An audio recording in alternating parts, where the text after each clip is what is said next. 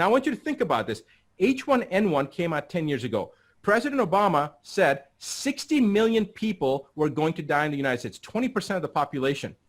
They didn't. Do you know why they didn't? Because they refused en masse to take the H1N1 vaccine. I put out a couple of videos then, and it's, some people say that it had a big impact. Whether it did or not, I don't really care. I just wanted people to stop thinking that H1N1 was going to save them. I remember traveling from a conference in the airport. Obama's talking about on the TV in these restaurants in the airport, talking about how we need to be very safe and it's going to kill 60 million people. And people were laughing.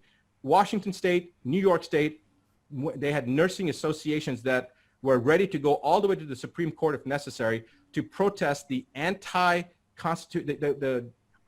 unconstitutionality of being mandated to take a vaccine that was not proven. H1N1, there were riots in Germany, in the UK. There was 98% of the population in Germany. Basically, the government said they were going to pay for 98% of the population to get the H1N1. They protested, and it was just ridiculous. People just said, no way.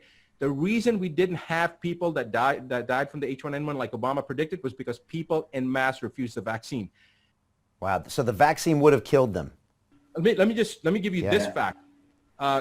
Martin Luther King Hospital in Los Angeles reported 64 people that died of H1N1. This is 10 years ago now, okay? And nobody covered the story. In Los Angeles, Time got a hold of the story and started blowing it up. Like, why isn't the world talking about these 64 people that died of H1N1? It's going to be a pandemic. It's going to be this. It's going to be that. And then, boom, the story goes dead. You can't find it. Even in the archived websites, you could not find that story anywhere. I was amazed I couldn't find it. It just so happened that I had a friend of mine from general surgery that was working at Martin Luther King Hospital at the time. I had a conversation with him, and I asked him, I said, that was all BS, wasn't it? He says, no, all 64 did die from H1N1. And I said, like, documented? He said, yes, it was documented. It was they were all documented.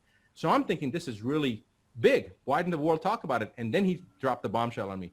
He said, Rashid, all 64 had the H1N1 vaccine.